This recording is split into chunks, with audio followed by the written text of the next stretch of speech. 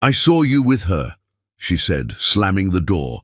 But 3 years later, the man she left was on his knees, begging for forgiveness. "Hi, my beautiful family. Welcome back to Mr. Peters' family.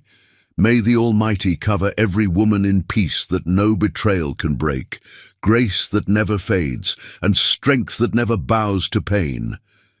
May your heart be guarded by divine love, your path lit with mercy, and your hands filled with blessings that never run dry. You are the prayer after heartbreak, the light that refuses to dim, and the miracle the world forgot to believe in. May every night of tears become a dawn of laughter, and every scar remind you, you are still chosen, still worthy, still powerful. My precious family, your love is the heartbeat of this home. Never let it stop. A like is a prayer shared, a comment is faith renewed. This is mission 1,000 likes for every woman who forgave, who endured, who still believes in love's return. If you carry strength in your soul like this video, if you walk in faith, comment, "I'm with Mr. Peter." "I saw you with her," she said, slamming the door. The sound echoed through the apartment like a gunshot, but Aaliyah Gabriel barely registered the violence of her own movement. Her entire body trembled as she stood in the doorway of the bedroom she had shared with Matthew Davis, watching him scramble off the mattress, watching the woman tangled in their sheets clutch the fabric against her naked chest. The sheets still smelled like the lavender detergent Aaliyah bought in bulk, because Matthew once told her the scent reminded him of summer nights and promises he intended to keep. The woman was Rebecca, sweet, chatty Rebecca from his architecture firm, who Aaliyah had welcomed into their home for dinner parties. Rebecca, who complimented Aaliyah's cooking and asked thoughtful questions about her graphic design work. Rebecca, who sat at their kitchen table drinking wine, Aaliyah poured while laughing at jokes that now felt like reconnaissance missions. "Aaliyah, wait, please, just let me explain." Matthew's voice cracked as he yanked on his jeans, nearly tripping in his panic. His shirt hung unbuttoned, exposing the chest Aaliyah had traced with her fingers 1,000 mornings. "Explain." The word tasted like poison. "Explain what exactly, Matthew?" "Explain how I saw you kissing her at the Overlook last Tuesday when you told me you were meeting a client. Explain how I've known for 2 months and spent every single night lying next to you wondering if I was brave enough to blow up my own life by saying the truth out loud." His face drained of color. Rebecca made a small sound, gathering clothes from the floor, but Aaliyah's eyes never left Matthew. She had practiced this moment in her mind 100 times, imagined herself cold and controlled, imagined dignity. Instead, fury burned through her veins like wildfire, consuming everything she thought she understood about love. 2 months. Matthew reached toward her, and Aaliyah stepped back so violently she collided with the dresser. A framed photograph teetered and crashed to the hardwood floor. Their engagement photo, taken on a beach at sunset, with both of them laughing like people who believed in forever, shattered into jagged pieces. "Don't you dare touch me!" Aaliyah's voice rose to a scream she didn't recognize as her own. "Don't you dare stand there and act shocked that I knew. Did you think I was stupid? Did you think I wouldn't notice you started showering the minute you came home instead of collapsing on the couch like you used to? That your phone suddenly had a password when it never did before? That you stopped looking me in the eye when you said you loved me?" Rebecca edged toward the door, fully dressed now, her face twisted with shame, or maybe just fear of being trapped in someone else's nightmare. Aaliyah turned on her with a rage that surprised them both. "You don't get to leave yet. You don't get to slink away and pretend you didn't sit at my table and eat my food and smile in my face while planning how to destroy everything I built. Did it make you feel powerful? Did you laugh about me when you were together?" "I'm sorry," Rebecca whispered, the words so inadequate they hung in the air like jokes. "I never meant for this to happen. It just... Get out." Aaliyah's voice dropped to something cold and dead. "Get out of my home before I do something we'll all regret." Rebecca fled, her footsteps echoing down the hallway, and then it was just Aaliyah and Matthew in the wreckage of their life. He stood frozen, tears streaming down his face, looking nothing like the confident man who had proposed to her on a mountaintop and promised she would never have to fear anything again. "I love you," he said desperately. "Aaliyah, I love you more than anything. This was a mistake, a terrible mistake, and I will spend the rest of my life making it up to you. Please just let me fix this." "Fix this?" Aaliyah laughed, the sound sharp enough to cut. "Do you think love is enough? You think you can cheat on me for months and then cry, and somehow that repairs what you destroyed?" She walked to the dresser, her hands shaking as she reached into her purse. The pregnancy test felt heavy as she pulled it out, the 2 pink lines still visible through the plastic window. She had taken it that morning, stared at those lines for 30 minutes while her world rearranged itself around the reality of carrying Matthew's child. She had planned every detail of how she would tell him. Champagne, even though she couldn't drink it. His favorite dinner. The little box, wrapped in blue and pink paper with the test inside, and a note that said, "Our greatest adventure starts now." "I was going to tell you tonight," Aaliyah said, her voice breaking finally, all the armor cracking to reveal the raw wound underneath. "I found out this morning that I'm pregnant. I spent the entire day imagining your face when I told you. Imagining us crying happy tears and calling our families and planning how we'd turn the spare room into a nursery. I drove to that overlook because it's where we always talked about building our dream house, remember? I was going to tell you there, where we first said we wanted to spend our whole lives together." Matthew's knees seemed to give out. He sank onto the edge of the bed, his face in his hands, shoulders shaking. Oh God, Aaliyah, no. Please, no. "But when I got there, you were already at the overlook," Aaliyah continued, tears streaming down her face now, her voice steady despite the devastation. "You were kissing her under our stars, the same stars we laid under and dreamed out loud. So I followed you here instead. I used my key and walked in and found exactly what I knew I'd find." She placed the pregnancy test on the dresser between them like evidence at a trial. "I'm carrying your child, Matthew. Your child, and I would rather raise this baby completely alone, would rather face single motherhood and all the terror that comes with it, would rather struggle and sacrifice and do it all myself than spend one more second loving a man who taught me that love is just another word for eventual abandonment." "Please," Matthew stood, reaching for her again, and this time when Aaliyah moved away, she headed for the door. "Aaliyah, please, we can work through this. I'll do anything. Therapy, whatever you need. I'll quit my job. We can move, anything. Just don't leave. Don't take my child away from me." "Your child?" Aaliyah turned back, her hand on the doorframe. "You lost the right to claim anything of mine the first time you touched her. This baby will know one parent who chose them every single day. And that's more than enough."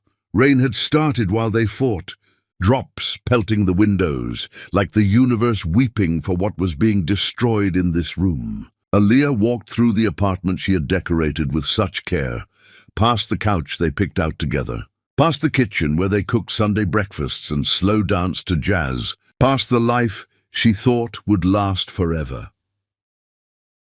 Matthew followed her to the building's entrance, calling her name, his voice breaking on each syllable. She stepped out into the rain that immediately soaked through her coat, cold and cleansing, washing away the woman who believed in happy endings. "Aaliyah, please!" His voice carried through the downpour. "Don't do this. We can fix this." She turned back one last time, rain mingling with tears on her face, and looked at the man she had loved with her whole heart. The man who knelt in their doorway, destroyed and begging, who had just realized too late what his choices had cost him. "Some things can't be fixed, Matthew. Some things, once broken, stay broken forever." She walked away into the storm, the pregnancy test still clutched in her hand, like evidence of a future that would now unfold in ways neither of them had imagined, leaving Matthew on his knees in a lit doorway, calling her name into empty streets that swallowed his voice whole. Chapter 2. The Wilderness. Aaliyah Gabriel had built a life from wreckage, But the foundation remained fragile beneath walls. She painted cheerful colors to convince herself she was healing. The cottage sat close enough to the ocean that she could hear waves during storms, a sound that drowned out memories on nights when sleep felt like an enemy she kept losing battles against. She had chosen this small coastal town specifically because no one here knew her story, because she could walk through the market without encountering people who remembered when she was someone's fiancée instead of someone's cautionary tale. Her mother Diane lived in the attached guest house, a sacrifice neither of them discussed, but both understood changed everything. Diane had sold the home where Aaliyah grew up, the house filled with childhood memories and Christmas mornings, and the stability Aaliyah once believed everyone eventually achieved. Instead, her mother packed decades into boxes and moved across the state to catch her daughter when she was falling, to hold Aaliyah through nights when she screamed herself awake from nightmares where abandonment took new and creative forms. The triplets were sleeping now, finally, after bath-time battles and stories and the 1,000 small negotiations that came with raising children who had inherited their mother's stubbornness and their father's restless energy. Zephyr, Atlas, and Soleil. She had chosen their names carefully, avoiding anything common or expected, wanting them to carry identities that belonged only to them, rather than reminding her of anyone else's children. Finding out she carried 3 babies instead of 1 had happened during her second ultrasound, the technician's face shifting from professional to concerned as she measured and remeasured. Called in a doctor who used words like high risk and specialized care, while Aaliyah sat frozen on the examination table with gel drying cold on her stomach. She had walked to her car afterward and sat in the parking lot for 2 hours, unable to process that Matthew's single betrayal had somehow multiplied into 3 lives she would have to sustain alone. The pregnancy had been brutal in ways that still haunted her when she allowed herself to remember. Bedrest that felt like imprisonment, lying flat while her body swelled and ached and her mind spiraled into dark places, therapy later helped her recognize as trauma responses, medications with side effects that made her nauseous and dizzy, weekly appointments where doctors monitored her body like it was a ticking bomb they were trying to defuse. She had spent months terrified that her stress and heartbreak were poisoning her babies, that they could feel her despair through the umbilical cord and would be born already damaged by their father's choices. She delivered early, the babies arriving small and struggling, their cries weak and their skin translucent enough to see veins like rivers mapping fragile territories. They spent weeks in the intensive care unit while Aaliyah pumped milk and prayed to gods she had stopped believing in. Diane had been there for all of it, sleeping in hospital chairs and learning medical terminology and becoming fluent in reading monitors that tracked heartbeats too fragile to exist outside machines yet. Aaliyah remembered standing over the incubators, watching tubes breathe for her children, feeling simultaneously like she would die if they didn't survive and like she had no idea how to survive if they did. The nurses taught her to change diapers through porthole openings, to feed them with droppers because their mouths were too small for bottles, to sing to them even though she couldn't carry a tune, because research showed babies recognized their mother's voice. She had sung lullabies her own mother once sang to her, voice cracking on every note, tears dripping onto sterile surfaces while machines beeped their relentless measurements of whether her babies would live or die. Postpartum depression had arrived with the force of a natural disaster, sweeping through Aaliyah's mind and convincing her that her children would be better off without a mother who couldn't stop crying, who stared at walls for hours, who occasionally stood at windows, contemplating whether anyone would really miss her if she simply stopped existing. The medication helped eventually, along with therapy sessions where she learned vocabulary for types of pain she thought only she experienced, discovering instead that heartbreak and trauma followed predictable patterns she could map and navigate if she was willing to do the work. She worked from home now, freelance design projects that paid enough to cover expenses when combined with the child support Matthew's lawyer had arranged through legal channels that didn't require direct contact. The checks arrived monthly like clockwork, deposited into accounts Aaliyah never acknowledged receiving. She had blocked his number, returned every letter unopened, hung up on unfamiliar area codes that might carry his voice. Her children knew nothing of their father except the carefully neutral explanation that some people were not meant to stay, that families came in different shapes, that love was about who showed up rather than who shared DNA. "Mama, why don't we have a daddy?" Zephyr had asked last week at the playground, watching a father push his daughter on the swings. The question landed like a physical blow, stealing Aaliyah's breath. "We have each other," Aaliyah had answered, pulling her daughter close. "We have Grandma Diane, and we have a family that's just right for us. Not everyone's family looks the same, baby girl." Zephyr had accepted this with the easy resilience of childhood, running off to conquer the climbing structure. But the question haunted Aaliyah through sleepless nights that followed. She was denying her children knowledge of half their heritage, preventing them from knowing grandparents and aunts and uncles who existed in a city she had fled like it was burning. The guilt felt like swallowing glass, sharp and constant, but the alternative terrified her more. What if Matthew wanted custody? What if he had become someone stable and presentable who could convince a judge that children deserved their father, regardless of what he had done to their mother? What if he introduced them to his life and then disappeared again, teaching them the same lesson about love's unreliability that Aaliyah was still trying to unlearn? She couldn't risk it, wouldn't risk it. Her children would grow up safe from the particular devastation that came from loving someone who chose to leave. Her best friend Imani had visited last weekend. Driving in from the city with bags of takeout and wine, Aaliyah still couldn't drink because she was too afraid to let her guard down even that much. They had sat on the porch after the children were asleep, and Imani had spoken truths that felt like betrayal, even though Aaliyah knew they came from love. "You're letting rage become your whole personality," Imani said gently. "You've built these walls so high that sunshine can barely reach you anymore. The babies feel it too. Zephyr asked me why you never smile like other mummies." "I smile," Aaliyah had protested, even as her face ached from the unfamiliar expression she forced into place.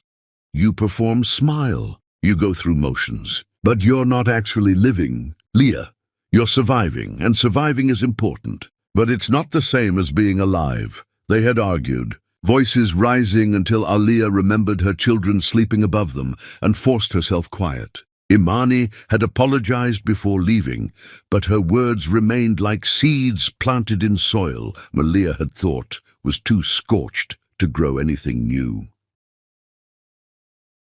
Tonight, alone with ocean sounds and sleeping children and the weight of choices she made every moment, Aaliyah pulled out the box she kept hidden in her closet. Inside was the engagement ring she had never returned, photographs she couldn't bring herself to destroy, birthday cards Matthew had given her during their years together with messages written in handwriting she still recognized in her sleep.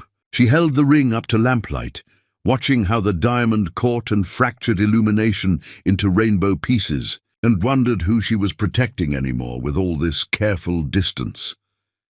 Sometimes, late at night, after the children were asleep and Diane had retreated to her guest house, Aaliyah would allow herself to remember the good parts. The way Matthew used to wake her with coffee and kisses, how he would dance with her in the kitchen to songs only he could hear, the nights they stayed up until dawn, talking about dreams they would build together. Those memories felt dangerous because they reminded her that the man who destroyed her was also the man who once made her believe in magic. And reconciling those two versions felt impossible.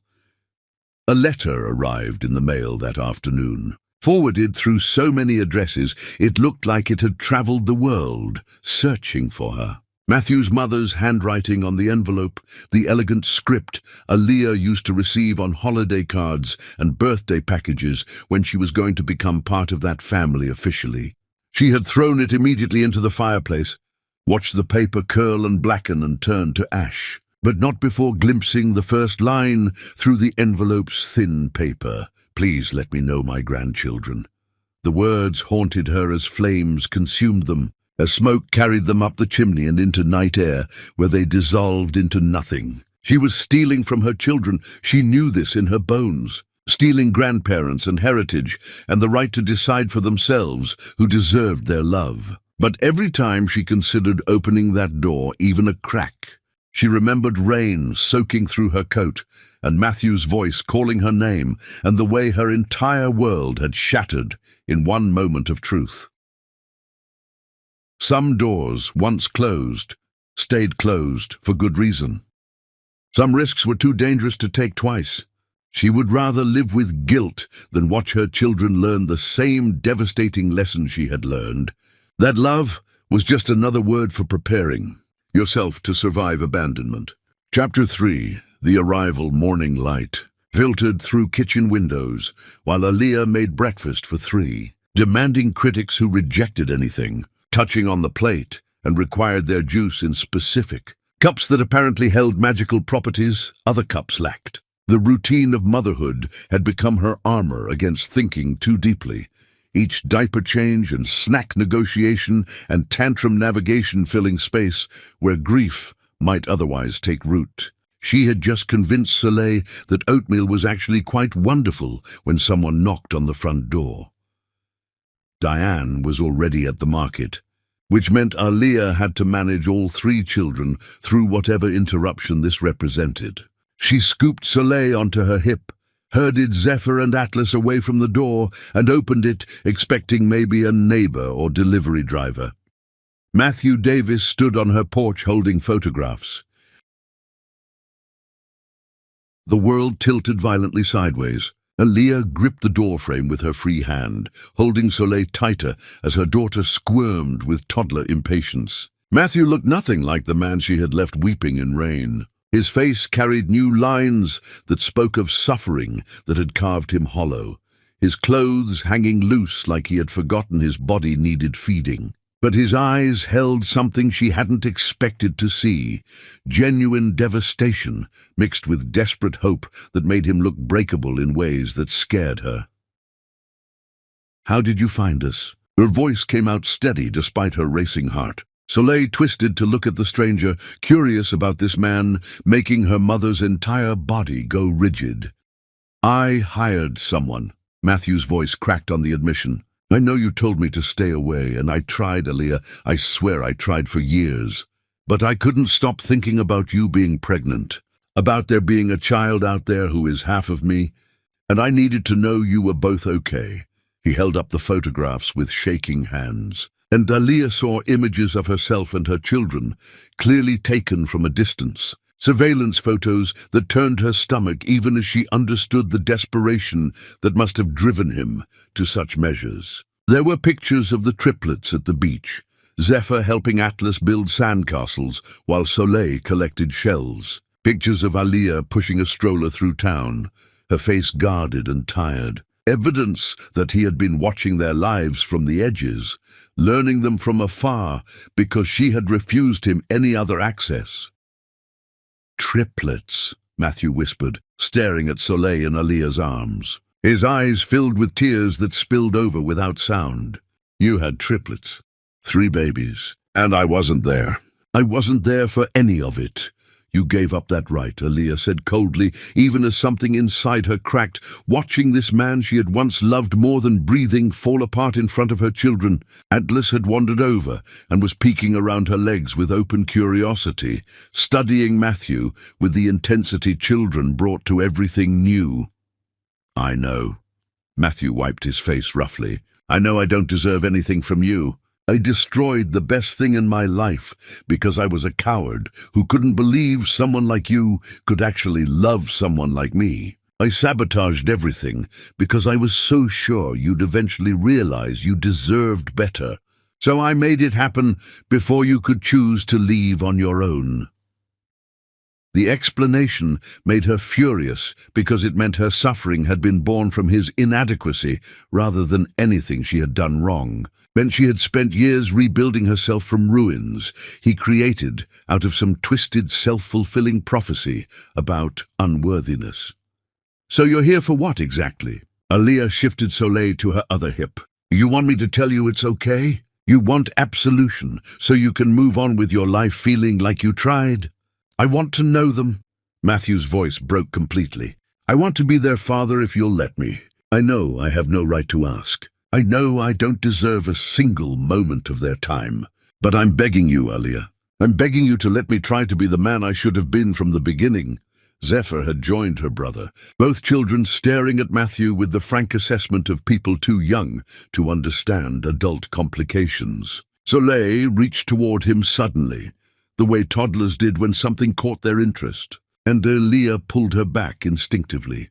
"You don't get to just show up and demand access to my children," Aaliyah said through clenched teeth. "You have no idea what I went through carrying them, delivering them early, watching them fight to survive those first weeks. You weren't there when I was so depressed I could barely function, when I had to take medication just to feel human enough to feed them. You weren't there for any of the hard parts, and now you want to walk in and play daddy because you finally feel guilty. You're right. Matthew's surrender was immediate and complete. You're absolutely right. I missed everything that mattered. I threw away the woman I loved because I was too broken to believe good things could last. And then I drank myself into oblivion for months trying to forget what I'd done. I lost everything, Aaliyah. My career, my family's respect, nearly my life. I had to rebuild myself from absolute zero, and it took years of therapy to even understand why I destroyed us." He pulled out papers from his jacket, hands trembling as he held them toward her. Medical records, therapy documentation, proof of sobriety. Evidence that he had been working on himself, that his transformation was more than empty promises. "I'm not asking you to forgive me," Matthew continued. "I don't expect forgiveness.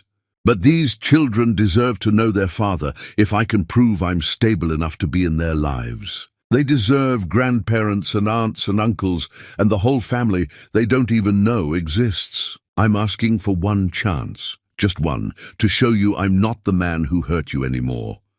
Aaliyah wanted to slam the door in his face, to protect her carefully constructed peace from the chaos his presence represented. But Zephyr tugged on her sleeve, her small voice asking the question that changed everything.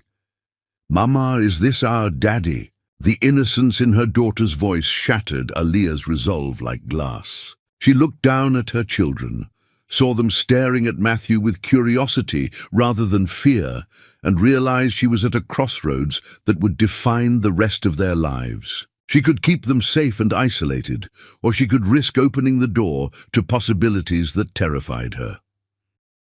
"Come inside," Aaliyah heard herself say, the words tasting like surrender.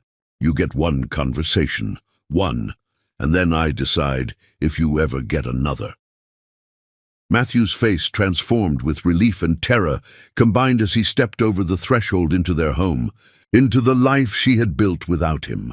And Aaliyah closed the door, behind him wondering if she was protecting her children or setting them up for the same heartbreak that had nearly destroyed her.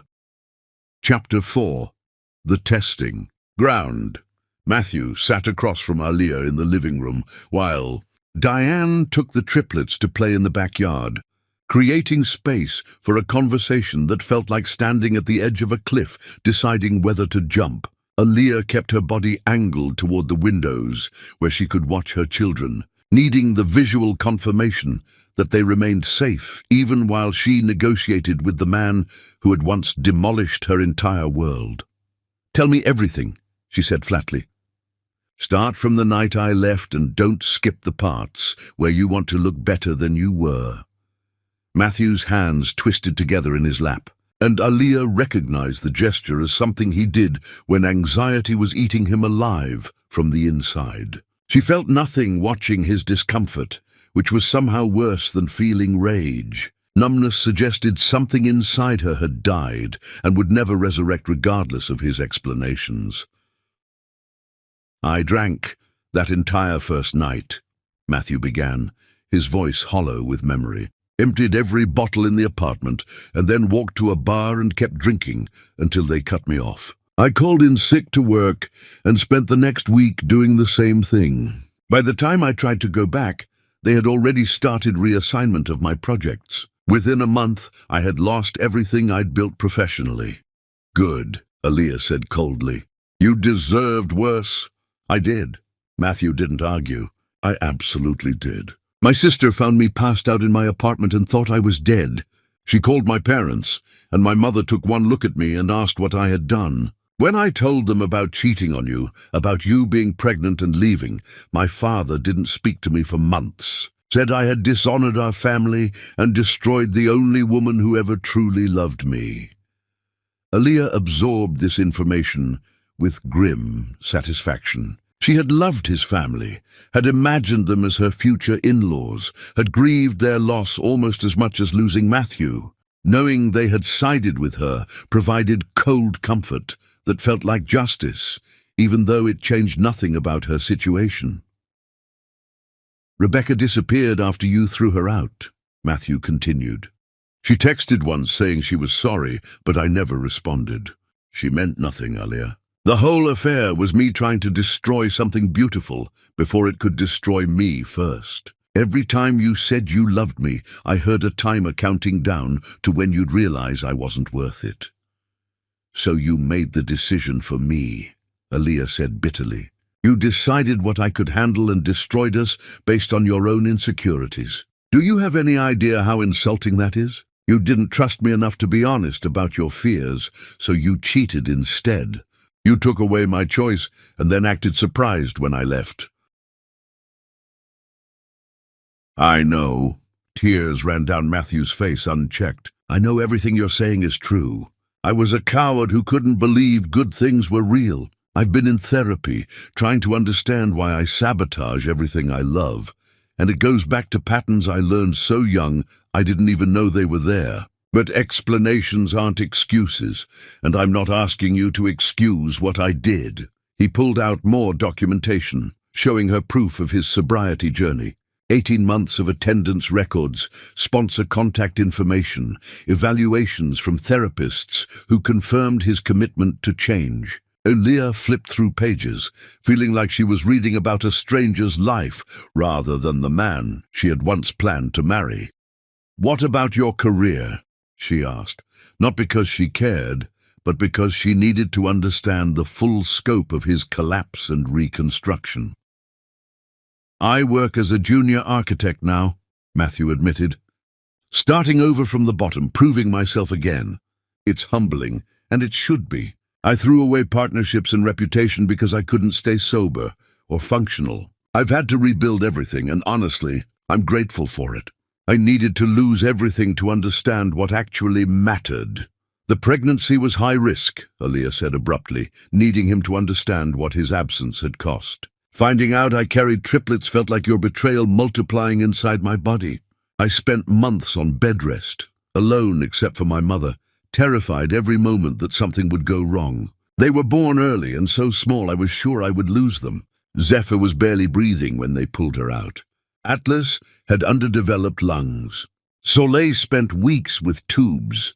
Keeping her alive, Matthew's face drained. Of color, as she described medical details she had never spoken, aloud to anyone except doctors and Diane. She watched him realize exactly what his choices had cost. Not just her, but the children he was now desperate to know. I held them through nights when I didn't think they'd survive until morning, Aaliyah continued relentlessly. I pumped milk and prayed and made bargains with gods I don't believe in. My mother sold her house to move in with me because I couldn't afford childcare and work and survive on my own. I went through postpartum depression so severe I took medication just to feel human enough to feed my own babies. Where were you for any of that, Matthew? I wasn't there.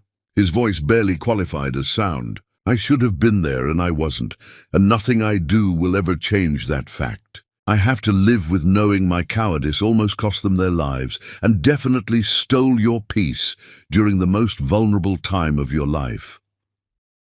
So why should I let you near them now? Aliyah demanded. Give me one good reason why I should risk their hearts on someone who already proved he runs when things get hard. Because they deserve to know where they came from, Matthew said quietly. Because my mother sends letters you never open, begging to meet her grandchildren. Because my sister has daughters who are their cousins and ask about them. Because I've done years of work to become someone safe and stable, and I can prove it through consistency if you'll give me the chance. But mostly because those 3 beautiful children in your backyard deserve the option to decide for themselves someday whether their father is worth knowing. And right now, you're making that choice for them. The truth of that statement landed like a punch. Aliyah was choosing isolation for her children based on her own fear. And while she believed she was protecting them, maybe she was just protecting herself from the possibility of being hurt again. 1 meeting, Aliyah said finally. 1 hour supervised here where I can watch everything. You bring age-appropriate gifts that prove you've paid attention to who they are. You speak to them with honesty about your absence. And if they cry or show any sign of distress, you leave immediately and never come back. Thank you. Matthew stood slowly like someone who had just been granted parole. Thank you, Aliyah. I promise I won't waste this chance. Don't promise me anything, she said coldly. Your promises have less value than air.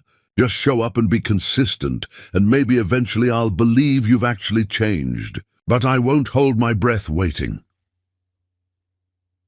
She walked him to the door and watched him leave, and something about the slump of his shoulders made her feel simultaneously powerful and empty. She had wielded her pain like a weapon and landed blows that clearly hurt him, but victory felt hollow when measured against everything she had lost. Diane came inside with the children, all 3 clamoring for snacks and attention, and Aliyah gathered them close, breathing in their familiar scent of sun and grass and innocent joy, praying she was making the right decision by letting their father anywhere near the life she had built from ruins.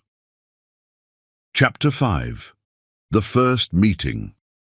The day Matthew was scheduled to meet his children, Aliyah woke before dawn, with anxiety twisting her stomach into knots that made eating impossible. She dressed carefully in armor disguised as casual clothing, chose makeup that hid the circles under her eyes from another sleepless night, prepared herself for battle, even though the casualties of this particular war would be measured in her children's hearts rather than her own.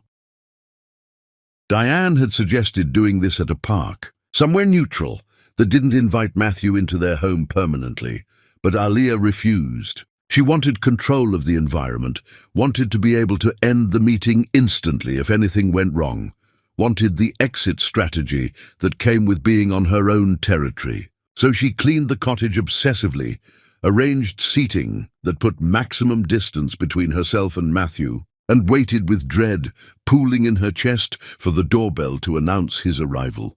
He showed up exactly on time, which surprised her even though punctuality had always been one of his reliable traits during their years together. Through the window she watched him sit in his car for several minutes, clearly gathering courage, and despite her determination to remain unmoved, she recognized the vulnerability in that hesitation. He carried 3 wrapped packages when he finally approached the door, and Aliyah steeled herself before opening it to let him inside. The triplets were playing in the living room, building block towers and arguing over whose structure was tallest, blissfully unaware that their entire world was about to shift in ways they couldn't yet understand. Matthew stopped in the doorway, his face transforming as he watched them, and Aliyah saw the exact moment he truly comprehended what he had missed. His children were real, substantial, beautiful beings who had grown and changed and developed entire personalities while he remained absent. Zephyr, Atlas, Soleil, Aliyah called softly, and 3 heads turned in unison toward her voice. Come here, please. There's someone I want you to meet. They approached cautiously, sensing the weight of the moment even if they couldn't name it. Zephyr led, as always, fearless and curious, while Atlas hung back slightly and Soleil hid partially behind her sister. Matthew knelt down to their eye level, and Aaliyah saw his hands shaking as he set the packages aside. "Hi," he said, his voice breaking on the single syllable. "I'm Matthew. I'm your father, and I've been gone, but I want very much to be part of your lives if you'll let me." "Why were you gone?" Zephyr asked immediately, her directness cutting through any possibility of evasion. Matthew glanced at Aaliyah, silently asking permission for honesty, and she nodded tersely. "Their children deserve truth even when it hurt.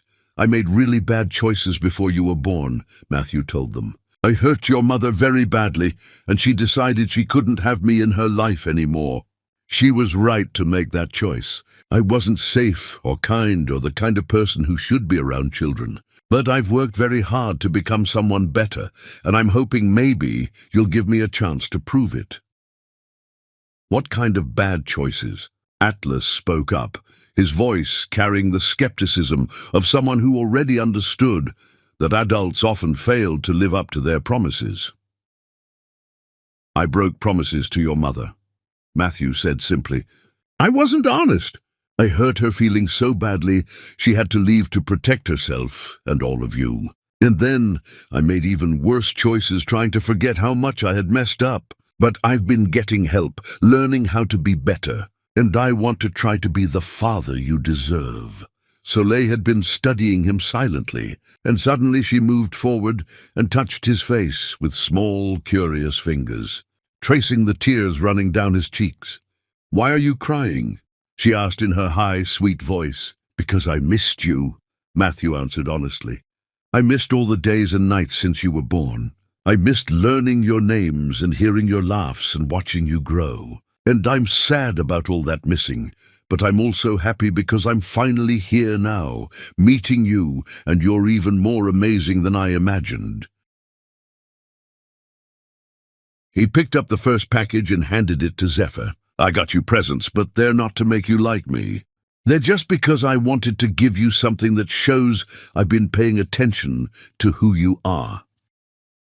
Zephyr tore into the wrapping paper with enthusiasm, revealing a kaleidoscope with intricate patterns etched into brass. She held it up to the light immediately, gasping at the explosion of colors that danced when she turned it, and Aaliyah felt something crack in her chest, watching her daughter's joy. Matthew had clearly researched, clearly spent time, learning what would speak to each child's unique interests. Atlas received a wooden puzzle box, complex and beautiful, the kind that required solving multiple steps to open. His face lit up with the challenge, fingers already exploring the mechanisms, and Aaliyah knew he would spend hours figuring out its secrets. Soleil's gift was a hardcover book about constellations, pages filled with star maps and mythology, and she clutched it to her chest like treasure, already begging Matthew to read it with her. "Can I sit with you while you look at them?" Matthew asked carefully, respecting their space, even as he clearly longed to gather all three children into his arms. Zephyr answered by plopping down beside him, still turning her kaleidoscope and narrating the patterns she saw. Atlas joined them more hesitantly, asking Matthew if he knew how to solve the puzzle, admitting maybe they could figure it out together. And then Soleil simply climbed into Matthew's lap with the fearless trust of someone who had never learned that fathers could be dangerous. And Aaliyah watched this man she had once loved completely dissolve into tears that soaked into her daughter's dark curls. The hour stretched into longer as Aaliyah observed from her chair, unable to tear herself away from watching her children interact with their father for the first time. They were natural with him in ways that felt both right and terrifying, some genetic recognition perhaps, or maybe just the universal hunger children had for parental love. Matthew read the constellation book until his voice went hoarse, helped Atlas make progress on the puzzle box, admired every pattern Zephyr showed him through the kaleidoscope, and seemed to absorb every moment like someone starving being offered food after years of famine. When Diane finally announced snack time and herded the children toward the kitchen, Matthew stood slowly, looking at Aaliyah with such raw vulnerability she had to look away before she started seeing him as human rather than monster. "Thank you," he whispered. "Thank you for letting me meet them. They're extraordinary, Aaliyah. You've raised extraordinary children." "I raised them," she emphasized. "Not us. I did that alone while you were rebuilding your life however you needed to. Don't forget that." "I won't." Matthew wiped his face roughly. "Can I see them again, please? I'll do whatever terms you set, whatever rules you need. Just please don't let this be the only time." "When are you coming back?" Zephyr called from the kitchen doorway before Aaliyah could formulate an answer. "You said you wanted to be our father. Father's come back, right?" The question hung in the air between them, a child's simple demand for clarity in a situation drowning in adult complications. Aaliyah looked at her daughter's hopeful face and realized she had lost control of this narrative the moment her children decided they wanted their father, regardless of her pain. "He can come back," Aaliyah heard herself say, the words feeling like diving off a cliff without knowing if water or rocks waited below. "Twice a week, supervised visits here where I can watch. And if you slip up even once, if you disappoint them or fail to show up or give me any reason to question your commitment, this ends permanently. Understood?" "Understood," Matthew said immediately. "I'll be here. I'll prove I mean every word." He left after saying careful goodbyes to each child, promising to return soon, and Aaliyah closed the door behind him, feeling like she had just set something irreversible into motion. Diane found her standing alone in the hallway afterward, and for the first time admitted what Aaliyah needed desperately to hear. "I think his remorse might be genuine," Diane said quietly. "I think maybe he's done the work to deserve a chance. But that doesn't mean you have to forgive him, baby girl. You can let him know his children without ever letting him near your heart again."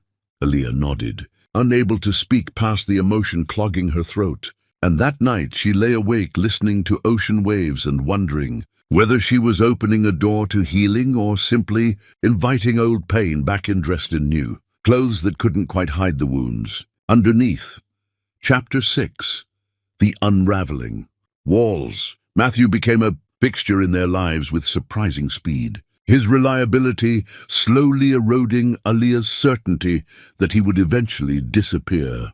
Twice weekly visits expanded organically as the triplets demanded more time with their father, begging for him to stay for dinner, asking why he couldn't help with bedtime stories, questioning why their family looked different from those of other children they knew. Each request chipped away at the boundaries Aaliyah had constructed, forcing her to choose repeatedly between protecting herself and giving her children the wholeness they clearly craved. Diane's supervision lifted gradually as Aaliyah observed Matthew's consistency, watched him arrive exactly when promised, noticed how he engaged with each child individually rather than treating them as an interchangeable unit. He brought art supplies for Zephyr and spent patient hours helping her create intricate color patterns, never rushing her process or suggesting his way was better. He purchased increasingly complex puzzles for Atlas and sat beside him solving them together, never rushing or growing frustrated when his son needed time to think through multiple approaches before finding solutions. He downloaded astronomy apps for Soleil and lay on the grass with her identifying constellations, answering her endless questions with the kind of attention that suggested he genuinely delighted in her curiosity rather than tolerating it. The first time Aaliyah allowed Matthew to take the triplets to the beach without her present felt like voluntary surgery performed without anesthesia. She paced the cottage for the entire outing, checking her phone obsessively, convinced something terrible would happen. Her imagination conjured disasters ranging from drowning to disappearance, to Matthew simply deciding fatherhood was too hard and abandoning them at the shoreline. But they returned exactly when Matthew promised, sunburned and happy, carrying shells they had collected and stories they narrated over each other in their excitement to share everything with her. Matthew handed them off with a careful respect for her boundaries, thanking her for the trust, acknowledging how difficult this must be, and somehow his recognition of her fear made it slightly easier to take the next risk. Financial contributions began appearing beyond the legally required support. Deposits covering unexpected medical bills and childcare costs Aaliyah hadn't asked him to shoulder. He never mentioned the money, never used it as leverage or brought it up during conversations, simply handled his responsibilities quietly, in ways that suggested he understood actions mattered more than announcements. He offered to take the triplets for outings that gave Aaliyah desperately needed breaks, respite she hadn't realized she was craving until she suddenly had hours to herself where no one needed anything from her. The first time she took a bath that lasted longer than 5 minutes, she cried from the sheer relief of solitude. One afternoon, when Matthew picked up the children for a park outing, Aaliyah found herself watching from the window as he buckled them into car seats with practiced efficiency. He checked each strap twice, made sure Soleil's favorite stuffed animal was within reach, listened patiently as Zephyr explained elaborate rules for a game they would play. The tenderness in his movements reminded Aaliyah of why she had fallen in love with him originally, before fear corrupted everything good between them. She turned away from the window before he could catch her watching. But the image stayed with her through the quiet afternoon, refusing to be dismissed as performance. Her design work had expanded beyond freelance projects into a contract requiring travel to the city twice monthly, meetings with clients who wanted in-person collaboration for campaigns that would significantly boost her income and reputation. The city was where Matthew worked, where their history lived in buildings and parks and restaurants that held memories she had spent years trying to bury. Aaliyah considered declining the contract entirely to avoid that proximity, but refusing opportunities because of old pain felt like letting him win somehow, like his betrayal got to define her professional trajectory as well as her personal one. The first time she and Matthew shared coffee after one of her client meetings felt accidental, a chance encounter on a street corner that spiraled into an hour-long conversation neither of them seemed able to end. They talked about the triplets initially, safe territory that allowed them to interact without addressing the chasm between them. But gradually, their discussion deepened into topics beyond logistics, touching on books they had read and music they had discovered and the ways they had both changed during years spent apart. Matthew mentioned finding comfort in poetry during his darkest months, verses about redemption and second chances that gave him language for feelings he couldn't name alone. Aaliyah admitted she had stopped listening to music entirely for the first year after leaving him, because every song reminded her of what she lost. They discovered they had both been attending therapy on the same day of the week, at roughly the same time, working separately on damage that originated from their shared history. And the coincidence felt significant, even though neither knew quite what it meant. Aaliyah found herself laughing at Matthew's stories despite her determination to remain guarded, found her body remembering his gestures before her mind gave permission, noticing the way he still gestured with his hands when excited. The familiar cologne that triggered memories of mornings waking tangled together. The way he looked at her like she remained the most remarkable woman he had ever known. This resurgence of attraction terrified her because she had built an identity around being the woman who survived his betrayal. And allowing herself to want him again felt like betraying the stronger version of herself she had fought to become. "You're different," Matthew observed during one of these coffee meetings, studying her face with an intensity that made her simultaneously uncomfortable and alive. "Stronger. More yourself, somehow, like you grew into someone you were always meant to be." "Trauma changes people," Aaliyah said dryly. "I had to become stronger, or I would have drowned." Single motherhood of triplets doesn't leave room for weakness. "I'm not talking about hardness," Matthew corrected gently. "I'm talking about authenticity. You seem more solid in who you are, less apologetic about taking up space. It's beautiful to see, even though I hate knowing pain created it." The compliment landed somewhere tender inside her chest, a place she thought she had armored completely, but apparently remained vulnerable to his specific brand of seeing her.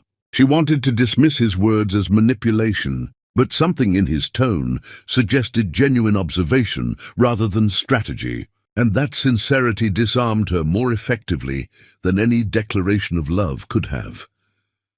During another visit, Aaliyah watched Matthew teach Zephyr to identify primary and secondary colors in the kaleidoscope patterns, saw how he listened when she insisted purple was actually the most important color, because it contained both warmth and coolness. He didn't correct her or diminish her certainty, just engaged with her logic and helped her articulate why she believed what she believed. This patience with her daughter's fierce opinions reminded Aaliyah that Matthew had always been capable of this kind of presence when he wasn't running from his own demons. Atlas asked Matthew one evening why he didn't live with them, like other daddies lived with their families. And Aaliyah held her breath, waiting to see how he would navigate the question. Matthew knelt down to Atlas's eye level and spoke with the honesty that made Aaliyah's throat tight.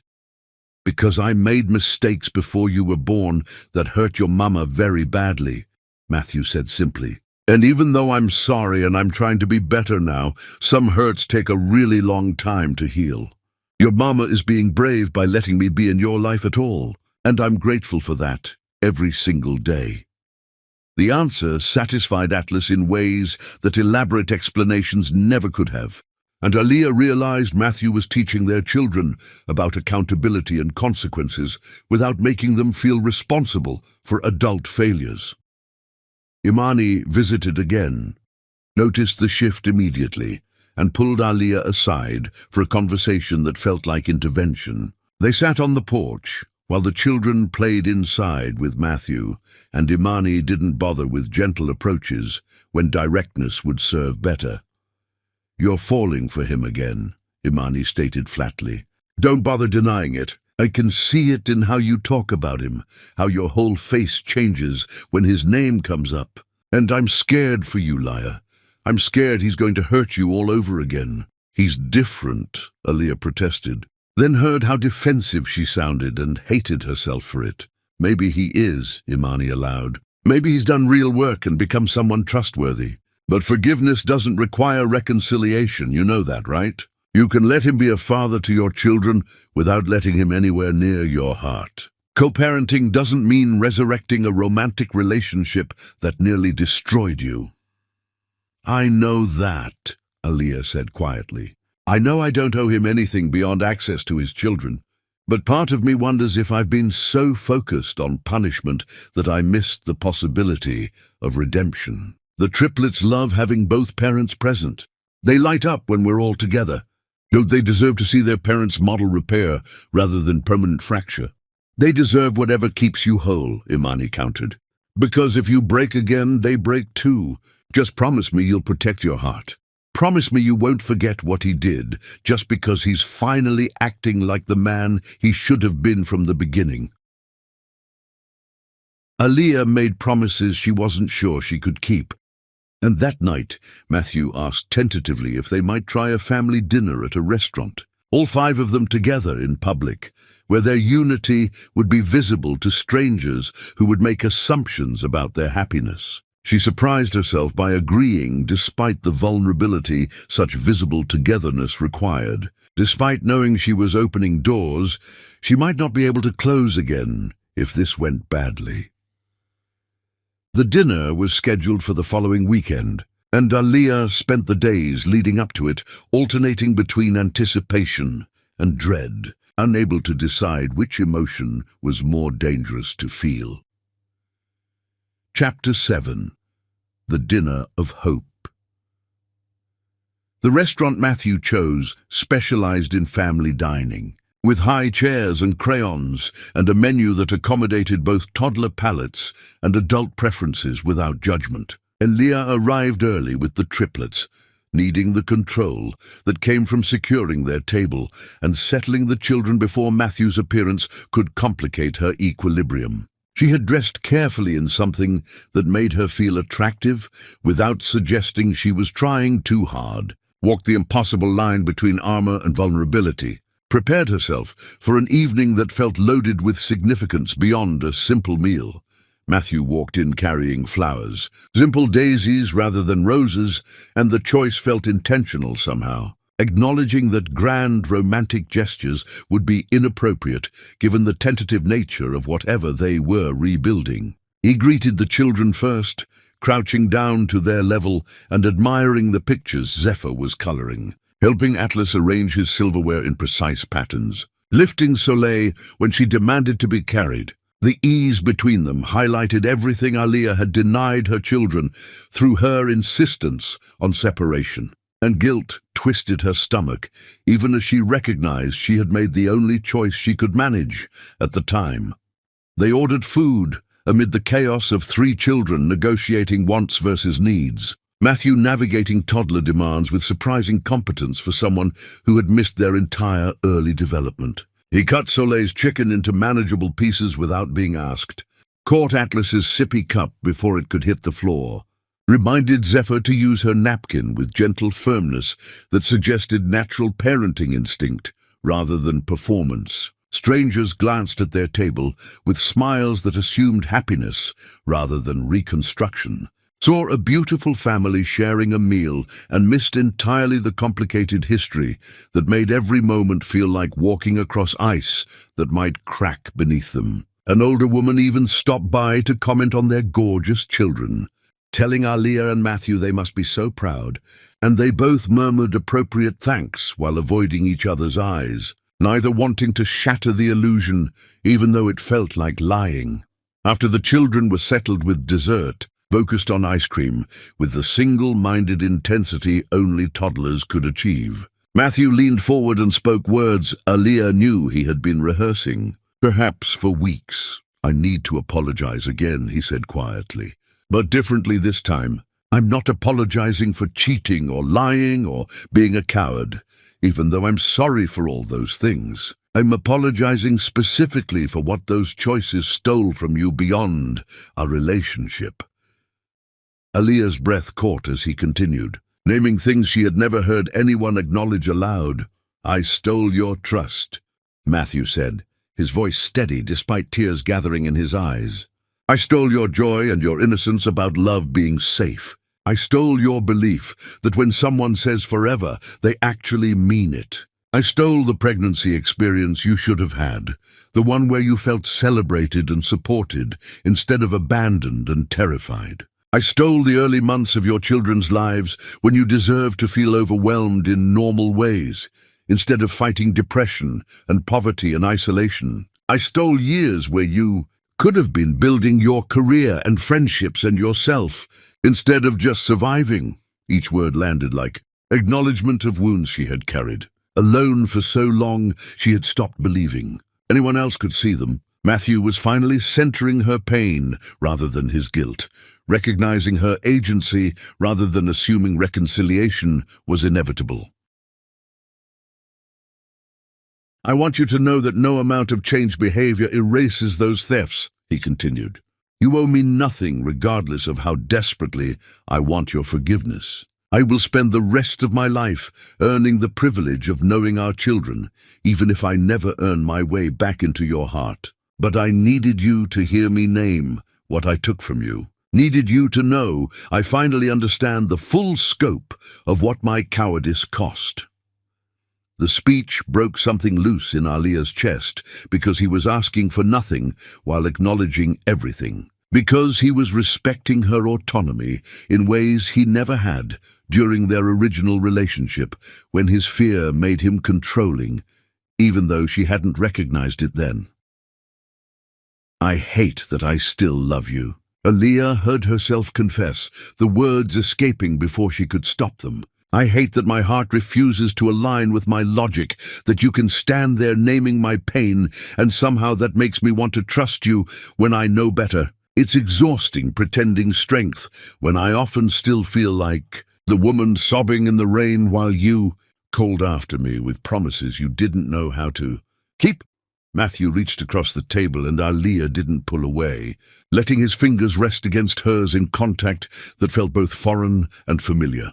Electricity crackling between them, like their bodies remembered what their minds were still negotiating. The restaurant noise faded into background static as they stared at each other across the wreckage of their history, and something wordless passed between them that acknowledged both the pain they had survived and the possibility of something new emerging from the ruins. The moment shattered when Soleil knocked over her water glass with a wail of dismay, demanding immediate attention and restoration of her soaked placemat.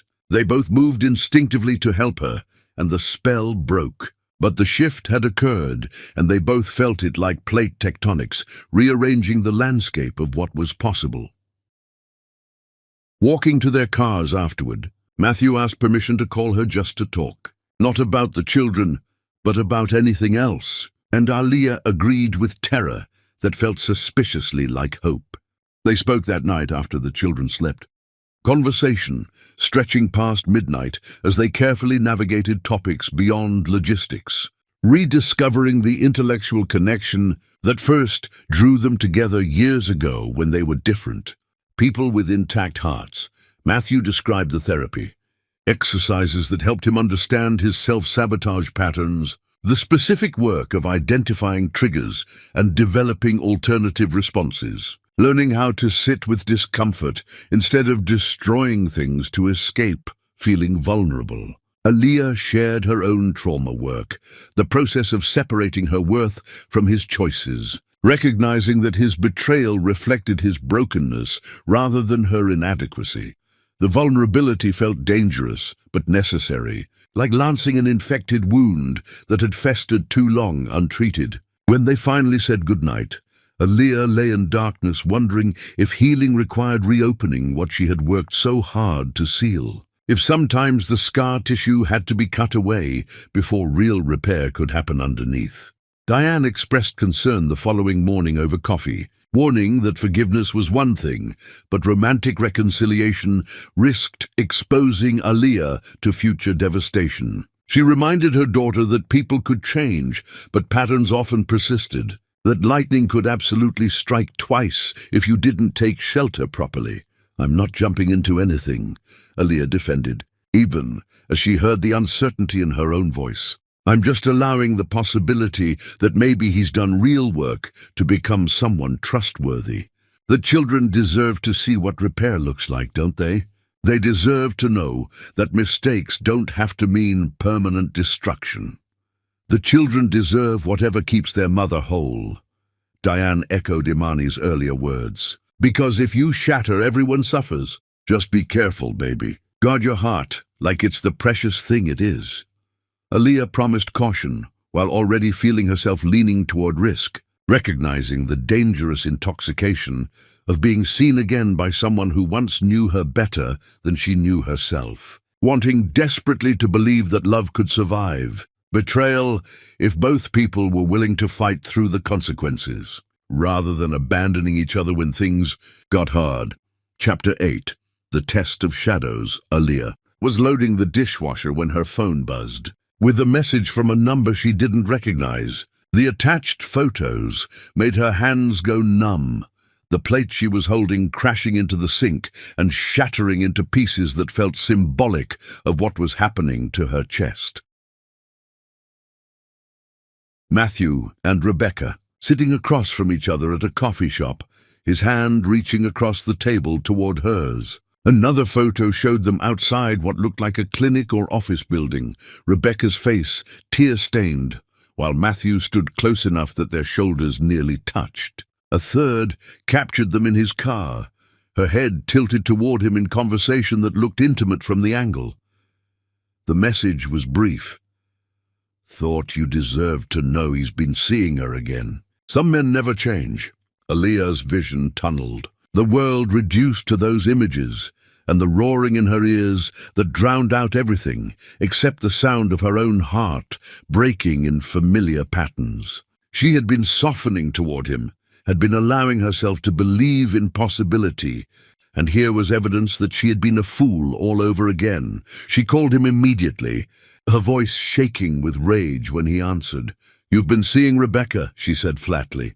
"Don't bother lying. I have photos." The silence on his end lasted too long, confirmation before he even spoke. When Matthew finally responded, his voice carried guilt that made her stomach turn.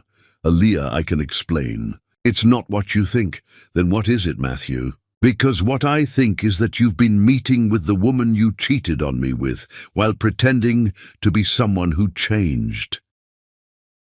"She reached out to me about a month ago," Matthew said, words tumbling out in desperate rush. "She's in bad shape, really bad. She's been struggling with addiction, and she's homeless, and she asked if I could help her find resources. I met with her a few times to connect her with treatment programs and housing assistance. That's all it was, I swear. And you didn't think to mention this to me?" Aaliyah's voice rose to a scream. "You didn't think that secretly meeting with the woman you had an affair with was something I might want to know about?"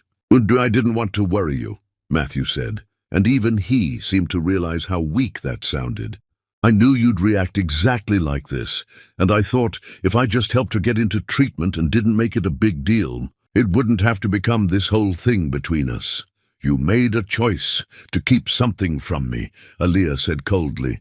"You'd looked at a situation and decided I didn't need to know the truth, which is exactly the same pattern that destroyed us the first time. You decided what I could handle instead of trusting me with honesty." "You're right," Matthew's voice cracked. "You're absolutely right. I should have told you immediately. I made a mistake in judgment, but Aaliyah, I promise you, nothing happened between us. I was trying to do the right thing by helping someone in crisis, and I handled it wrong by not being transparent with you." "How am I supposed to believe that?" Aaliyah demanded. "How am I supposed to trust anything you say when you've proven you'll still keep secrets from me when it's convenient?" "I have the text messages from her asking for help," Matthew said desperately. "I have the names of the social workers I connected her with. I can prove this was about getting her help, not about us having any kind of relationship." "I don't care about your proof," Aaliyah spat. "The problem isn't what you did with her. The problem is that you hid it from me. The problem is that after everything, you still don't understand that secrets are what destroy trust, not the actual events themselves." She hung up before he could respond and blocked his number with shaking hands. When he showed up at her door an hour later, she made Diane send him away while she sat on her bedroom floor with the door locked, sobbing into her hands while the triplets played downstairs, unaware their world was fracturing again, but this time felt different somehow. The pain was real and sharp, but underneath it, Aaliyah recognized something she hadn't felt during the original betrayal. Clarity. Matthew hadn't cheated. He'd made a poor judgment call about transparency, had reverted to old patterns of deciding what she needed to know, but he hadn't actually betrayed her trust in the fundamental way he had before. Diane came upstairs after Matthew left and sat outside the locked bedroom door, speaking through the wood. "He left his phone," Diane said quietly, "unlocked. He said you could look through everything, talk to anyone you wanted to verify his story. He's not hiding anymore, baby. He'd made a mistake, but he's not running from it. He lied by omission," Aaliyah said through tears. "He decided I was too fragile to handle truth." "He did," Diane agreed, "and that was wrong. But is one mistake in transparency the same as the original betrayal? Is trying to help someone in crisis without telling you about it the same as having an affair?" The question sat heavy in the air. Aaliyah wanted to say yes, wanted to claim that any deception was equivalent, but she knew that wasn't honest. Matthew had made a human error in judgment, had reverted to old protective instincts, but he hadn't actually done anything with Rebecca. The difference mattered, even though admitting it felt like letting him off too easily. She looked through his phone that evening, after the children were asleep. Read text messages where Rebecca begged for help, and Matthew responded with resources and boundaries. She saw his message to his therapist asking advice about how to handle the situation ethically. She found his notes listing treatment centers and housing programs, evidence of genuine effort to help someone rather than reconnect romantically. Imani came by the next morning and found Aaliyah staring at the phone, exhausted from a sleepless night. "He messed up," Imani said after hearing the full story. "He absolutely should have told you immediately." But he didn't cheat, Leia. He made a bad call about communication, which is different from deliberately destroying your trust. Is it, though? Alia asked tiredly. Because it feels like the same pattern. Him deciding what I can handle, keeping things from me to avoid conflict. It's a similar pattern, not the same one, Imani corrected gently. The work isn't making someone perfect. The work is making someone who can recognize their mistakes and do better next time. Are you going to punish him forever for not being flawless? I'm terrified, Alia admitted. I'm terrified that if I forgive this, I'm teaching him that I'll accept anything. But I'm also terrified that if I don't forgive human imperfection, I'm guaranteeing we'll never have a chance at something real. The triplets' questions about why Daddy couldn't visit became more insistent. Zephyr asked if they had been bad, if that was why he went away. Atlas stopped talking as much, withdrawing into himself in ways that reminded Alia of her own depression. Soleil cried every night, asking for Daddy to come read constellation stories. Matthew sent one message before she blocked him, that Diane read aloud. I should have told you immediately about Rebecca reaching out. I made a choice based on protecting you from worry, instead of trusting you with truth. That was wrong, and it echoes the exact patterns I've worked years to break. I'm not asking for forgiveness right now. I'm just asking you to know that I see exactly where I failed, and I understand if that failure means you can't trust me anymore. I love you and our children, and I'm sorry. The message didn't beg or make excuses, just acknowledged the actual problem clearly. That clarity helped more than any protestations of innocence could have, because it showed he understood what trust required, even when he hadn't fully delivered it.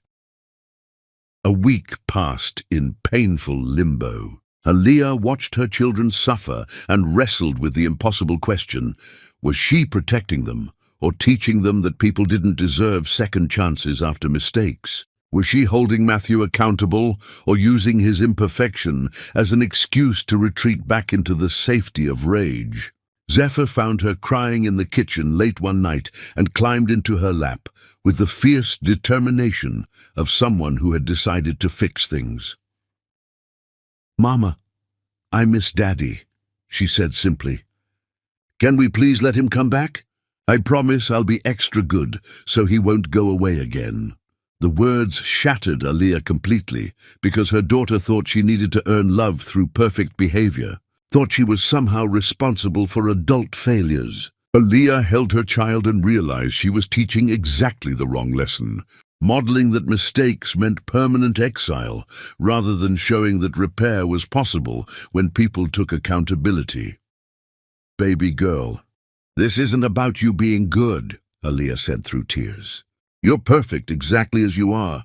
Sometimes adults mess up and have to figure out how to fix things. That's what's happening now. So Daddy can come back if he fixes it? Zephyr asked hopefully. Alia looked at her daughter's face and realized she was standing at a crossroads again, deciding what kind of person she wanted to be and what lessons she wanted her children to learn about love and forgiveness and the messy work of being human. Maybe, she said quietly, maybe he can. Chapter 9. The Long Dark. Alia existed in suspended grief, where she had neither moved forward nor fully returned to the past, caught in terrible limbo between the safety of isolation and the risk of trusting someone who had once destroyed her completely. The triplets asked about Matthew constantly, their confusion morphing into sadness that dimmed their natural joy in ways that made Alia feel like the villain in her own story. She watched her babies retreat into themselves, their laughter becoming rarer, their questions about why Daddy couldn't visit growing more desperate, and the guilt corroded her conviction that she was doing the right thing. Zephyr had stopped using her kaleidoscope. The gift Matthew had chosen so carefully now abandoned in a toy box, like it carried contamination. When Alia asked why, her daughter's answer landed like an accusation, even though the child intended no malice. It makes me sad because Daddy gave it to me and now he's gone, Zephyr said simply. I don't like being sad. Atlas had been having nightmares, waking screaming about people leaving and never coming back. And Aaliyah held him through these midnight terrors, knowing she had created them by removing Matthew from their lives without explanation they could understand. Soleil kept asking when Daddy was coming to teach her new constellations, and each time Aaliyah had to repeat that he couldn't visit right now. She watched hope drain from her daughter's eyes a little more. Matthew respected her boundaries by ceasing direct contact, but he found ways to remain present that slowly wore down her certainty he would eventually disappear. Gifts arrived for the children through Diane, carefully chosen items that reflected his ongoing attention to their individual interests. A new set of watercolor paints for Zephyr, with a note saying he remembered she wanted to try painting her kaleidoscope visions. An advanced mechanical puzzle for Atlas that would challenge him for months. A telescope suitable for small hands for Soleil, with a map of visible constellations for their region. Letters appeared in her mailbox, addressed not to her, but to Zephyr, Atlas and Soleil, sealed in envelopes Diane stored carefully for when the time felt right to deliver them. Matthew wrote to each child individually, telling them stories about their grandparents and cousins, sharing pieces of family history that belonged to them regardless of adult complications. His financial support continued without interruption or demands for recognition.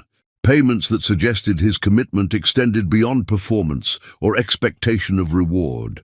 Diane began advocating for Matthew in ways that surprised Aaliyah, pointing out that he had maintained consistency even through rejection, that maybe his commitment ran deeper than fear gave him credit for. She shared observations about his behavior during visits before the ban, noting how he prioritized the children's needs over his own comfort, how he asked thoughtful questions about their development, how he researched parenting strategies appropriate to their age and temperament. "He's not the man who hurt you anymore," Diane said one evening after the children were asleep. "I know it's hard to see past the original wound, but people can change if they're willing to do the brutal work. And baby, he's done that work. I've watched him. This isn't performance, it's transformation. How can you be sure?" Aaliyah demanded. "How can anyone be sure he won't just revert back to who he was when things get hard?" "We can't be sure," Diane admitted. "Life doesn't come with guarantees. But at some point, you have to decide if you're going to let past pain dictate your future, or if you're brave enough to risk being hurt again for the possibility of something real."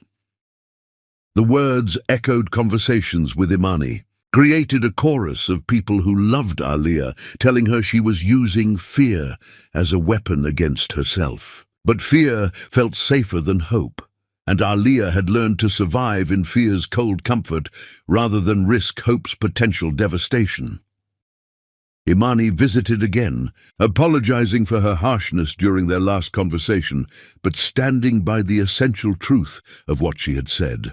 She brought observations rather than judgment, noting that Matthew had handled the Rebecca situation imperfectly but not maliciously, that hiding it was wrong, but helping someone in crisis showed growth even if his transparency still needed work. "I'm not saying you have to forgive him immediately," Imani said gently. "I'm saying you should at least look at the situation clearly, instead of through the lens of old wounds. Your babies miss their father, Laya. They're suffering because you're too scared to take a risk. What if I take the risk and he destroys us again?" Aaliyah whispered. "What if I let him back in and teach my children that love means accepting betrayal as inevitable? Wuchesu, what if you don't take the risk and teach them that one mistake means permanent exile?" Imani countered. "What if they grow up believing that humans have to be perfect to deserve love, that failure equals abandonment? Is that really the lesson you want them to learn?" The question haunted Aaliyah through sleepless nights that followed, forced her to examine whether her protection had become its own form of damage, whether she was modeling strength or teaching her children that walls were safer than bridges. Late one night, when sleep felt impossible, Aaliyah finally allowed herself to read the letter Matthew had written, not to the children, but to her. Words Diane had been holding for weeks, waiting for her daughter to be ready to receive them. His handwriting looked shaky, suggesting he had written this in emotional states that made steadiness impossible. The letter described watching her through grocery store windows because he couldn't stop himself from ensuring she remained safe even when she had banned him from proximity. He admitted attending the same church as Diane, hoping for glimpses of the triplets in the parking lot, standing far enough away that Aaliyah wouldn't notice his presence, but close enough to see his children thriving despite his absence. He wrote about understanding that love sometimes meant accepting you had forfeited the right to proximity, that real love centered the other person's peace over your own desires. He described the man he was when they first met, young and ambitious, and already carrying patterns of self-sabotage he didn't recognize until they destroyed everything good in his life. He acknowledged he had been a coward who destroyed something precious because he couldn't believe he deserved it, operating from scarcity mindset that said nothing beautiful lasted, so he might as well control the destruction rather than waiting for inevitable abandonment. I spent months in therapy learning how I weaponized intimacy, Matthew wrote. How I would pull you close and then push you away, testing whether you'd stay through my worst behavior. I was trying to prove my unworthiness, building a case against myself, so when you eventually left, I could say I always knew you would. But you never left, Aaliyah. You stayed through my moods and my distance and my emotional unavailability. So I had to force the abandonment I was so sure was coming. I cheated because that was the one thing I knew would make you leave. And then I could tell myself I was right all along about being unlovable. The self-awareness in his words was devastating because it explained everything while excusing nothing. Named the poison that had infected their relationship while acknowledging he had been the one to introduce it into their system. I've worked for years to become someone worthy of your forgiveness, he continued. But I've finally realized my redemption cannot depend on your absolution, because that would make my healing conditional on your continued pain. And that's just another way of prioritizing myself over you. So I'm releasing you from any obligation to reconcile. I will love you and our children from whatever distance you require. I will show up consistently for them even if you never let me near your heart again. I will prove through actions rather than words that I've become someone safe.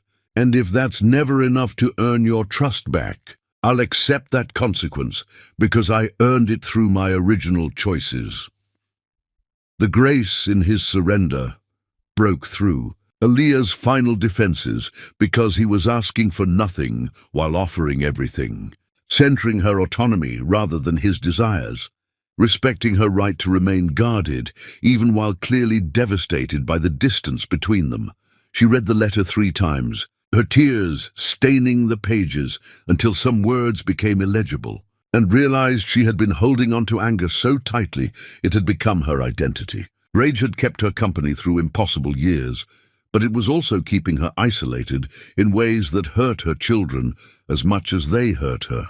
Matthew wasn't the only one who needed to change. She needed to learn how to risk again, how to be vulnerable without being destroyed, how to teach her children that love required bravery, rather than showing them that fear was the only reasonable response to being hurt. She found herself driving to his apartment in darkness, operating on instinct rather than rational decision, arriving at his door and standing there for 20 minutes, gathering courage to knock. Her hand trembled as she finally raised it to the wood, and when he answered, looking haggard and shocked to see her, she couldn't speak past the tears flooding her throat with everything she had been holding back for months. Matthew pulled her inside and held her while she sobbed out accumulated grief. Anger, love, and terror, all the emotions she had been managing alone because she was too proud or too scared to let anyone else bear witness. He didn't try to fix anything, didn't offer empty assurances, just absorbed her pain the way he should have done originally, instead of running from it like it was contagious. "I don't know if I can ever fully trust you," Aaliyah said when she could finally form words again. The betrayal lives in my bones and surfaces without warning. Loving you feels like choosing to stay in a burning house, hoping the flames will eventually cool. I know, Matthew said quietly, still holding her. I can't guarantee I won't hurt you again, because humans are fallible, and I'm still learning how to be the person I should have been from the start. But I promise that if I fail you again, it won't be through cowardice or deception. It will be through ordinary imperfections that all relationships endure. Not through destroying everything deliberately, because I'm too afraid to believe good things can last. They talked through the night as the world outside transformed from darkness to dawn, speaking truths that would have saved them years ago if fear hadn't sealed both their mouths. Aaliyah admitted she had kept the engagement ring, buried in a box she was too sentimental to discard, despite telling herself she should sell it or throw it away. Matthew confessed he had carried her photograph in his wallet through every dark moment, a talisman reminding him what he was fighting to become worthy of. The children need their father, Aaliyah said finally, the admission feeling like both surrender and liberation. And maybe I need to learn how to forgive, not because you've earned it, but because holding on to this rage is poisoning everything I touch. I'm not promising anything except that I'm willing to try. That's more than I deserve, Matthew said, his voice rough with emotion. That's more than I ever thought I'd get. I'll take trying, Aaliyah. I'll take any chance you're willing to give. She left his apartment as the city woke around them, drove home with the sunrise painting the sky in colors that looked like hope, even though she knew better than to trust appearances. But something had shifted, some acknowledgement that maybe staying frozen in trauma was its own form of giving up, that perhaps the bravest thing was risking heartbreak again rather than guaranteeing loneliness through protective isolation. Chapter 10. The Beginning. Morning light turned the cottage windows gold as Aaliyah hung the last streamer, stepping back to survey decorations that covered every visible surface. Zephyr was already awake, pressing her face against the glass to watch for arriving guests, her breath fogging patterns she traced with one finger. "Is Daddy coming?" she asked for the third time that morning. "Yes, baby. Daddy's coming." The past months had been careful work, therapy sessions, where she and Matthew sat across from a counselor and learned words for things they had never known how to name. Family counseling, where the triplets drew pictures of their feelings and asked questions that cracked both parents open. Slow mornings, where Matthew picked up the children for school while Aaliyah drank coffee still hot. Video calls at bedtime when work kept him away. Beach walks that had become ritual. They had not moved in together. Some bridges required time. Matthew arrived early with balloons that Atlas immediately claimed, dragging them around like prize trophies. Soleil showed him her new telescope findings, a chart she had made of every star she could identify from the backyard. Zephyr pulled him toward her latest painting, watercolors swirling in patterns that matched her kaleidoscope visions. "Look what I made," she said, and Matthew knelt down to study it with the attention he gave everything she created. "It's perfect," he said, and meant it.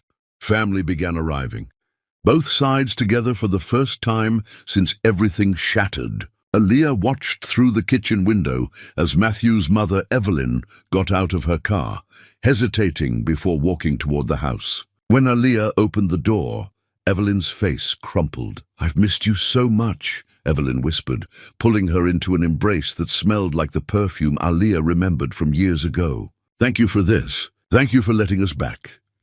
Aaliyah's father appeared on the porch, found Matthew setting up the birthday cake table. The two men looked at each other for a long moment before her father extended his hand. Matthew took it, and they gripped hard enough that knuckles went white. "You hurt my daughter," her father said quietly. "I did," Matthew answered, "and I'll spend my life trying to deserve this second chance." Her father nodded once, released his hand, and moved past him into the house. Not forgiveness exactly, but acknowledgement. A door opening. The party swallowed the afternoon in chaos of children and cake and laughter that filled spaces too long empty. Zephyr's kaleidoscope caught sunlight and threw rainbow patterns across the walls. Atlas solved his newest puzzle box while cousins watched in awe. Soleil recited constellation names for anyone who would listen, pointing at clouds and naming the stars they resembled. Aaliyah and Matthew moved through it together, passing plates, preventing disasters, sharing glances across the room that held entire conversations. When Soleil's cake catastrophe sent frosting cascading across the table, they both reached for napkins at the same moment, their hands colliding. Matthew's fingers closed around hers briefly before letting go. "Sorry," he said. "It's okay," she answered, and meant it. As sunset approached and guests began gathering belongings, Matthew caught her eye and tilted his head toward the door. Her stomach tightened with old fear, but she followed him anyway. They walked the familiar path to the overlook in silence, the place where so much had broken. The ocean stretched endless below them, turning bronze in dying light. Matthew pulled something from his pocket, and Aaliyah's breath caught when she recognized the ring. "I'm not proposing," he said quickly. "We're not there yet. Maybe we'll never be there, and that's okay. But you told me once you kept this, and I wanted to give it back. Not as a promise of what we were, but as acknowledgement of what we're building now." Aaliyah took the ring with shaking hands, the diamond still catching light, the way it had the night she planned to tell him about the pregnancy, the night everything ended. She looked at it for a long moment before sliding it onto her right hand instead of her left. Matthew's exhale sounded like relief. They stood watching the water where their children played below. Small figures running between adults who called warnings to slow down, be careful, watch out. Diane had Soleil on her hip. Imani was pushing Zephyr on the swings while Atlas dug in the sand. "I never imagined this," Aaliyah said. "What?" "That forgiveness could look like slow work instead of grand gesture. That we'd have to choose it every day." Matthew reached for her hand, and she let him take it, his palm warm against hers. "Some days will be harder than others. I know. Some days you'll still be angry. I know that too." They turned back toward the path as light bled out of the sky. The walk down felt different from the climb up, easier somehow, like descent, after proving you could reach the summit. At the cottage, the triplets were sticky with cake and tired from excitement. Soleil reached up for Matthew, and he lifted her onto his shoulders, her small hands tangling in his hair. Zephyr grabbed Aaliyah's hand, and Atlas walked between them, forcing them closer together. "We're a family," Zephyr announced to no one in particular. "All of us together." Aaliyah looked at Matthew over their children's heads. His eyes held questions she couldn't answer yet, promises she wasn't ready to make. But there was something else there too. Recognition, maybe. Understanding that this was enough for now. They walked toward the cottage as stars began appearing overhead. The constellations Soleil would name if she were looking up instead of drowsing on her father's shoulders. Atlas yawned wide enough his jaw cracked. Zephyr hummed a song she had made up, slightly off-key but confident. Inside, the kitchen still held evidence of celebration. Diane was packing up leftover cake. Imani waved goodbye from her car. The house smelled like frosting and ocean air and something else, something that might have been peace. Matthew helped put the children to bed, reading stories in voices for each character that made them giggle even through their exhaustion. When they were finally asleep, he and Aaliyah stood in the hallway between their rooms, neither quite ready to end the day. "Thank you," Matthew said, "for today, for all of this." "They needed it," Aaliyah answered. "We all did." He moved toward the door, stopped, turned back. "I'll see you Thursday." "For the school pickup?" "Thursday," she confirmed. After he left, Aaliyah cleaned up the last of the party debris. She found the ring on her right hand, catching light from the kitchen lamp. Unfamiliar but not wrong. The engagement ring that once meant forever now meant something else. Not promises but possibility. Not certainty but choice.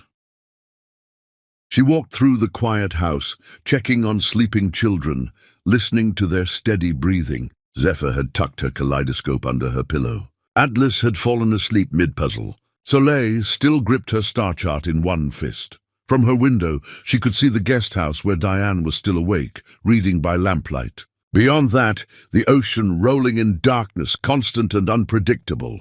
Above, stars scattered across black sky in patterns that ancient people had named, connecting dots into stories that made sense of chaos. Aaliyah touched the ring on her right hand, felt its weight, and thought about beginnings that required endings first. About breaking completely before rebuilding into something strong enough to hold the weight of real life. She didn't know what tomorrow would bring. Couldn't promise the work would get easier, or the fear would fully leave, or the scars would stop aching when rain came. But tonight, her children slept safe and loved by both parents. Tonight, she had chosen risk over isolation. Tonight was enough.